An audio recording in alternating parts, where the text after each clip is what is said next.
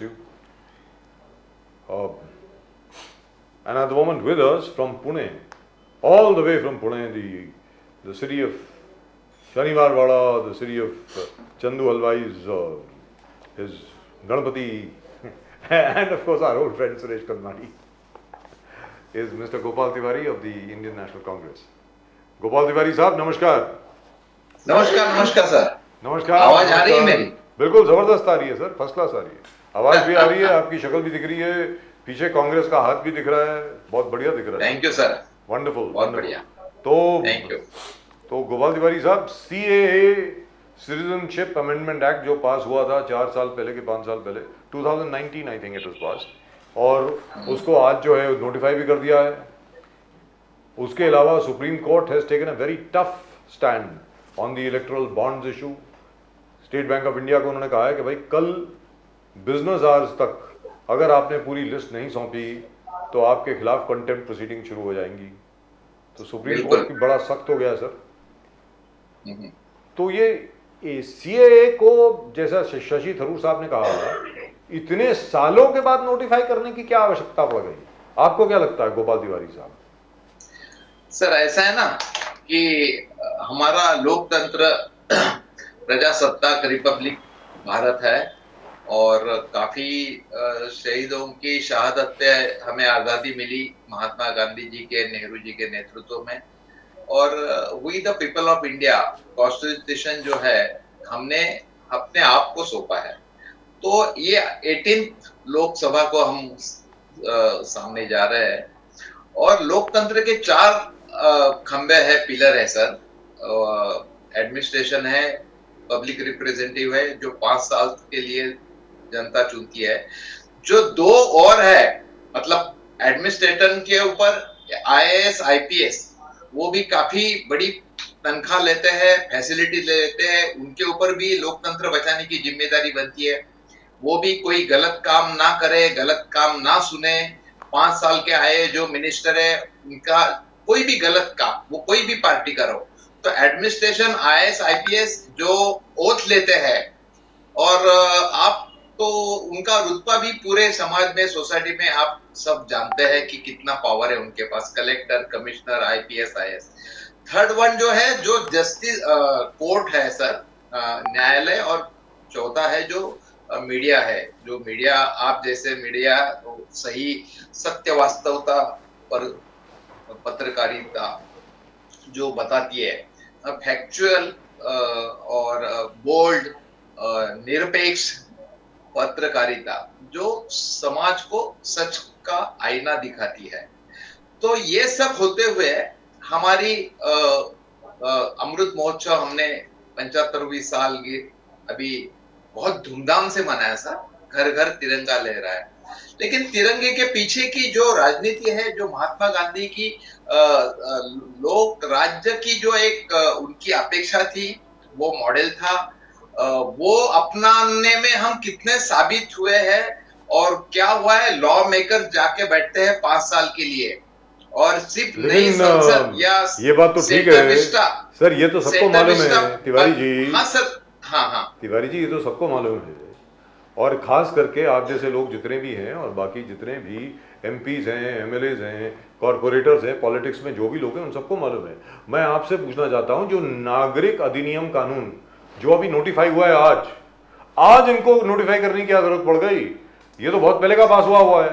बहुत पहले उसको तो 2 साल के अंदर कर देना चाहिए था, 1.5 साल में कर देना चाहिए था. तो क्या चुनाव के आने की वजह से क्या भारतीय जनता पार्टी को ये लग रहा है कि सीएए को अगर हमने पास कर दिया तो हो सकता है कि उनके वोट का कंसोलिडेशन हो जाएगा, उनको और वोट मिल जाएंगे? ऐसा है क्या तिवारी जी? देखो, जब आजादी मिली थी तो हिंदू मुस्लिम जो भारत में रहना चाहते थे रह गए. अभी ये दुनिया के कहां से ढूंढ के हिंदू लाएंगे जो 75-70 साल भारत में है नहीं. और इसके ऊपर काफी आंदोलन हुआ सर. आप जानते हैं जेएनएनयू में कई विद्यार्थियों का मतलब बहुत बड़ा आंदोलन हुआ था. तब उन्होंने ठंडे बस्ते में डाल दिया था. और मतलब इनकी कथनी करने में बहुत फर्क है, इनकी नियत साफ नहीं है. वो सही ढंग से जो एक्सपेक्टेड संविधानिक ढांचा है उसके मुताबिक ये गवर्नेंस चलाना नहीं चाहते, तभी ऐसे कुछ सीए अभी अपनाया और हिंदू मुस्लिम करेंगे, भारत की भावना को हाथ डालेंगे, ये ठीक नहीं है। अभी इसका पूरा जवाब जनता देगी इनको, और कुछ नहीं। गोपाल जी, आज प्राइम मिनिस्टर मोदी जी ने आज कहा कि mission Divyastra, mission Divyastra, that is what prime minister Modi has said. Prime minister Modi ji ने आगे जाके कहा कि ये मिशन दिव्यास्त्र का टोटल वुमन सेंटर्ड था, वुमन हेड था। ये पूरे डीआरडीओ एमआरवी टेक्नोलॉजी जिस प्रकार से 7000 किलोमीटर तक हमारे मिसाइल जाकर, और उसके अंदर ही अलग अलग क्लस्टर होगा कि एक मिसाइल में और भी अलग अलग डिस्ट्रक्टिव जो है फोर्सेस है उसमें शूट होकर निकले। यानी एक रेवोल्यूशनरी जिस प्रकार से ने कहा, ऐतिहासिक जो एक सिस्टम हमने डेवलप कर दिया है, मिशन दिव्यास्त्र आईसीबीएम। तो क्या वी आर टेकिंग, जैसा मोदी साहब कह रहे हैं, we are taking a quantum jump, एक जबरदस्त जंप हमने ले लिया है गोपाल जी। वहां टेक्नोलॉजी इज कंसर्न, अभी ऑलरेडी उनका रिपोर्ट कार्ड में 5th बिगेस्ट इकोनॉमी क्लियर कर दिखता है कि हम 5वें स्थान पर है। अभी हमने डिजिटल रेवोल्यूशन कर दिया है, हमने आर्टिकल 370 एप्लीकेशन किया है, हमने राम मंदिर बना दिया है, अद्भुत चीज जो है, हर चीज आप अभी नोटिफाई भी कर दिया सीए, तो एवरीथिंग बोले कि हमने जो अपने एजेंडा था वो हमने पूरा कंप्लीट कर रहे हैं। और डिफेंस में हमने दिखा दिया we are second to none. How do you see that Gopal ji, prime minister Modi statement? देखो, ये डीआरडीओ सैटेलाइट ये डेवलप करने में नींव किसने रखी सर? पंडित जवाहरलाल नेहरू, इंदिरा जी, इन्होंने ये सब लिखी, तब उन्होंने जाके अपने डॉक्टर अब्दुल कलाम आजाद जैसे मतलब प्रेसिडेंट बने, साइंटिस्ट बने। और आज का डीआरडीओ में जो संघ का जो हनी इसमें पकड़ा गया, प्रदीप कुरुनकर, वो तो पूरी की पूरी जानकारी पाकिस्तान को दे रहे हैं। उसके बारे में क्या कर रहे हो आप? पुलवामा में जो अटैक हुआ है वो देवेंद्र सिंह कहाँ है, जो जिसके साथ 2 आतंकवादी दिल्ली विधानसभा इलेक्शन के पहले पहले पकड़े गए थे। ये क्या हो रहा है? आप कुछ गुमराह कर रहे हैं देश को। ये बड़े बड़े सपना दिखाना बंद करो। ये जो दिखा पा रहे हैं, जो कंप्यूटर से डिजिटलाइजेशन से लेके हर एक की नींव किसने रखी थी? अरे भाई, राजू जी ने जब एटीएम चालू किया तो बीजेपी ने बंद किया था, उसका धरना दिया था। ये तो कंप्यूटर को बैलगाड़ी में लेके उसके खिलाफ आंदोलन किए थे, और आज आप डिजिटल इंडिया का ढोल बजा रहे हो। और डीआरडीओ और इसके चांद्रयान का सबसे पहले प्रयास किसने किया? तो ये हवा की बातें कर रहे हैं और कुछ नहीं, इनके पास तथ्य नहीं है। 10 साल का ये पूरा उनका जो फेल्यूर है वो उनको उसके मुद्दों पे सामने जा नहीं सकते, लोगों के सामने ये साबित हो रहा है। तभी तो एसबीआई ना, आज देखो, आज का इतना हास्यास्पद है।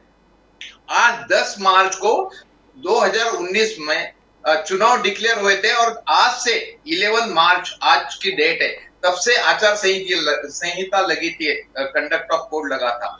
तो अभी ये 2 चुनाव आयोग कमिश्नर नहीं है। अरे कोई कंपनी छोड़ता है तो 2 महीने पहले नोटिस देता है। ये क्या खिलवाड़ कर रहे हैं चुनाव आयोग? जो इसमें कुछ दिन पहले जो अनुपम चंद्र पांडे जो कमिश्नर था, जो रिटायर हुआ है, आज तक भरा नहीं। अभी आपने तो फैसला कर दिया ना, फिर क्यों नहीं भरा? तो चुनाव आयोग जो डिसाइड करता है 5 साल का भविष्य, वो भी खत्म कर रहे हैं आप। प्लानिंग कमीशन खत्म कर दी और कहते हैं कि हम संघ राज्यों के माध्यम से देश का विकास करेंगे।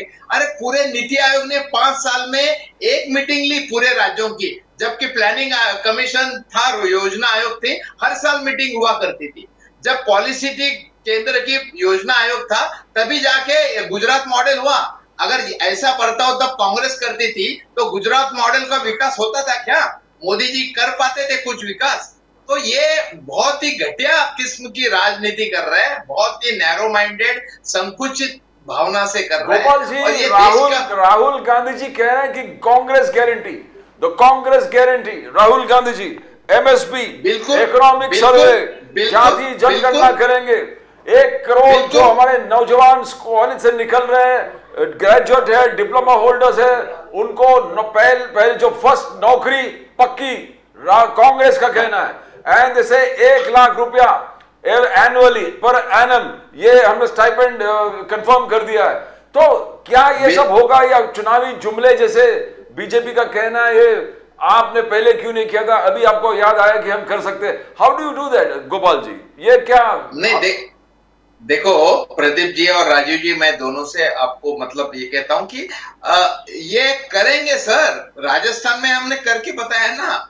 और ये चुनावी जुमला ये बात है, ये तो अमित शाह खुद बोले थे कि नहीं वो तो जुमला था।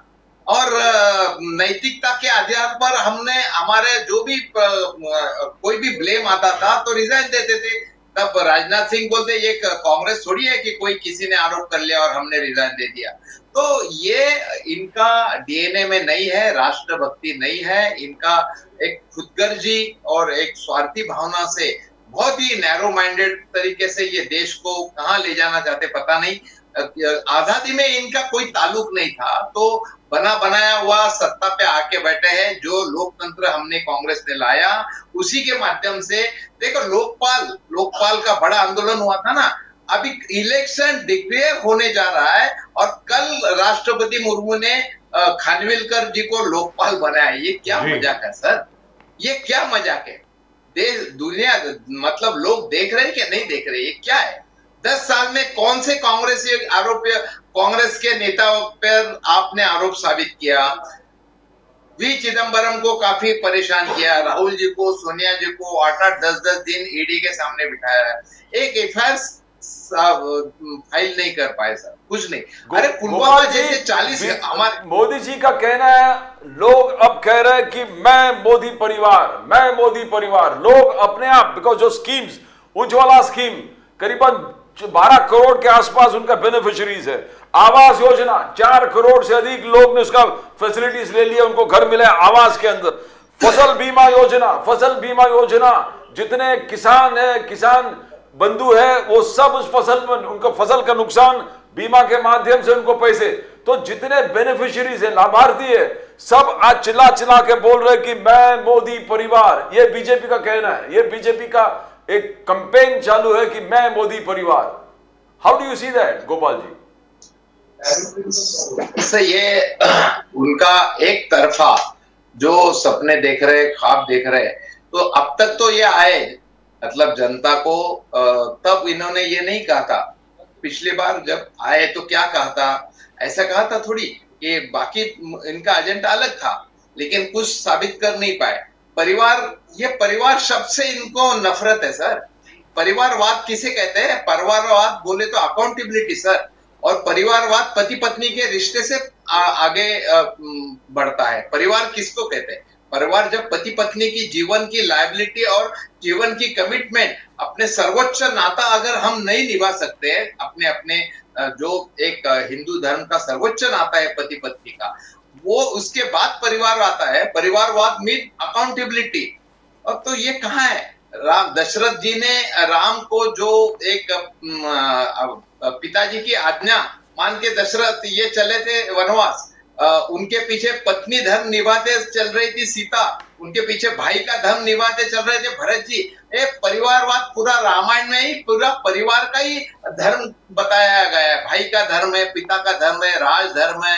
तो अटल जी ने तो इनको उसी समय कहा था जब ये गुजरात के मुख्यमंत्री थे कि भाई राजधर्म निभाना चाहिए। और परिवारवाद तो एक मैं कहता हूँ, ये एक कहावत है, मान ना मान मैं तेरा मेहमान।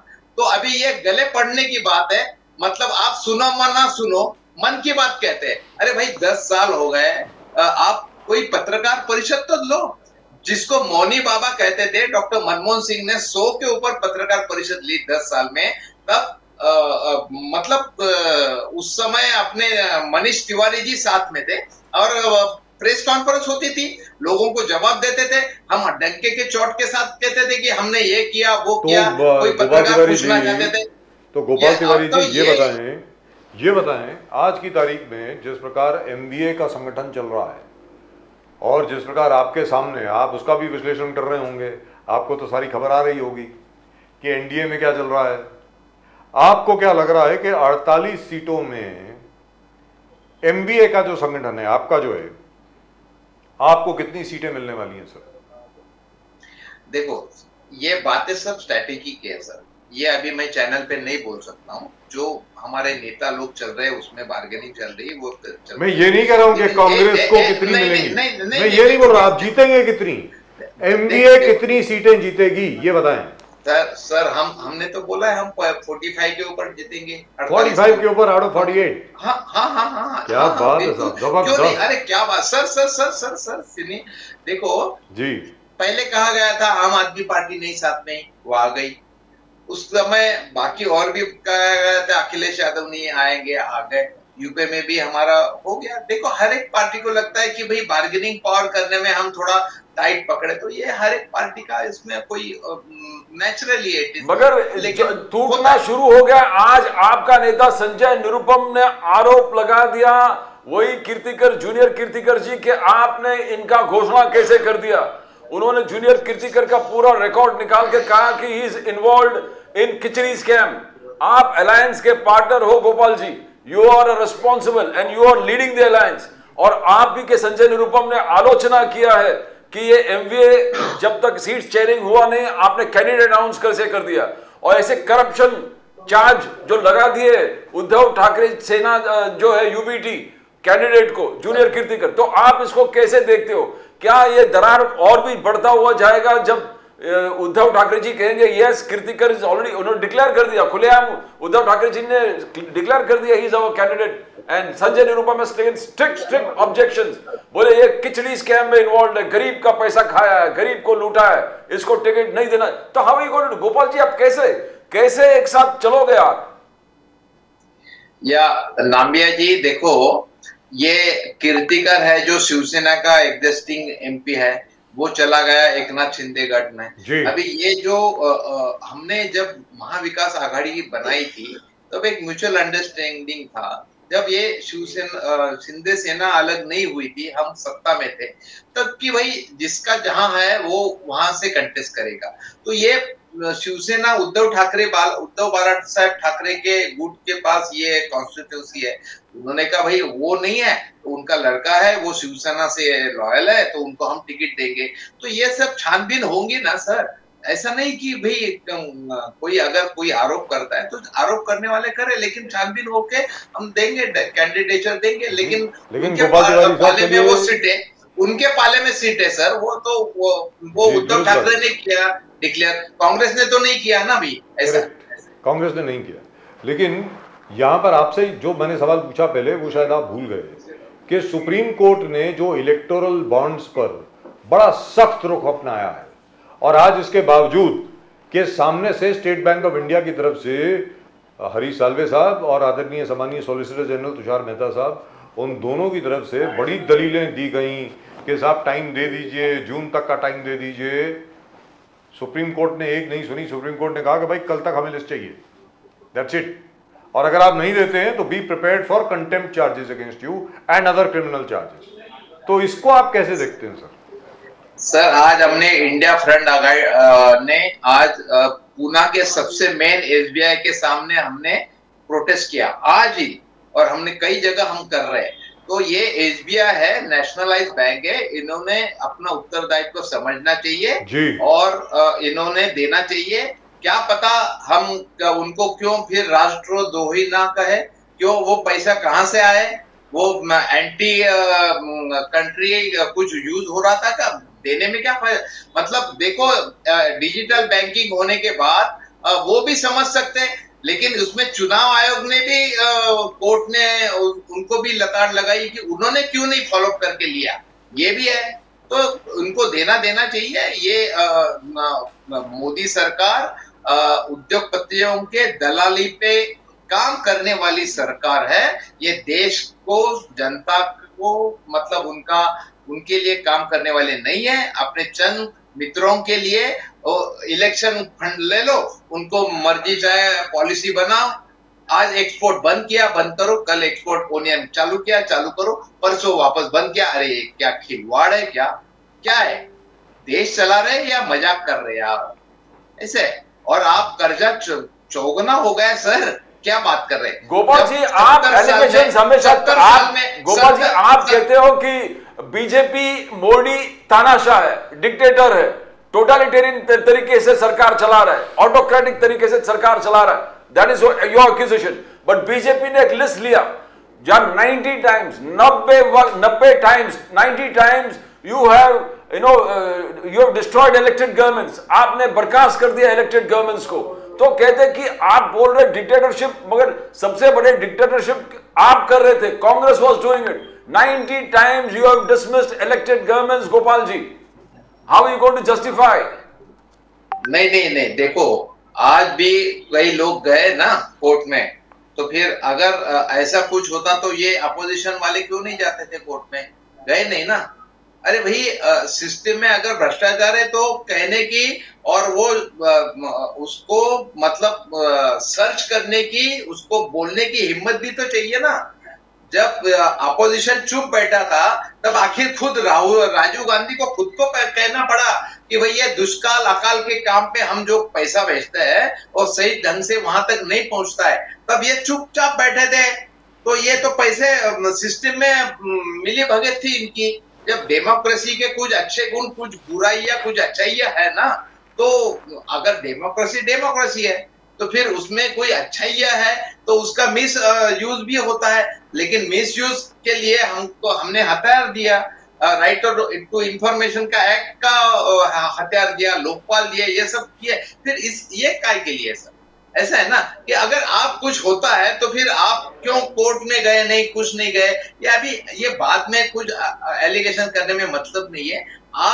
उन्होंने ये किया था इसलिए आपको मतलब एनपीए कांग्रेस के समय 2014 तक 3.5 लाख का था।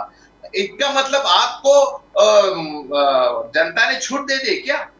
अरे आपने तो अभी 3.5 लाख का 14 लाख के ऊपर एनपीए तो गया 14 लाख करोड़ रुपया आपने ये इनको माफ कर दिया। ये क्या है?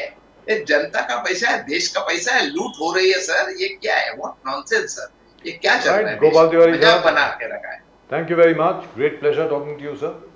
All great pleasure hearing a Congress spokesperson who is so confident. Thank you very much, sir. Thank you. Thanks so a much. lot, sir. Thank you. नमस्कार, जय हिंद सर, जय हिंद। जय हिंद सिंह, जय सिया राम, नमस्कार। जय सिया राम। हमारा सियाराम है सर, श्री राम। सबका ही श्री हम सिया राम है, सीता जी सर। को साथ में लेके चलते जी, हैं। मोदी जी भी जय सिया राम ही कहते हैं सर, जय श्री राम नहीं कहते। हाँ, अभी कहने पड़े सर। पहले से कह रहे सर, मैं उनको बहुत पहले से जानता हूँ सर चलो, 2002 से जानता हूँ, तब से कह रहे हैं जय सिया राम ही कहते हैं, ऐसी बात नहीं। नमस्कार। Thank you sir, thank you. Okay, चलो। So the Congress is very confident, Pradeep जी। 45 सीटें, Absolutely कमाल है सर, ये तो मिरेकल हो जाएगा। मतलब ये तो कभी अपने हाइट पर भी नहीं जीती इन्होंने इतनी, मतलब 40 से ऊपर कभी गया नहीं। 41 एक बार गई थी इनकी, क्या शिवसेना बीजेपी की, exactly what the NDA one last time. चलिए इस बार पूछ लेते हैं पंकज मोदी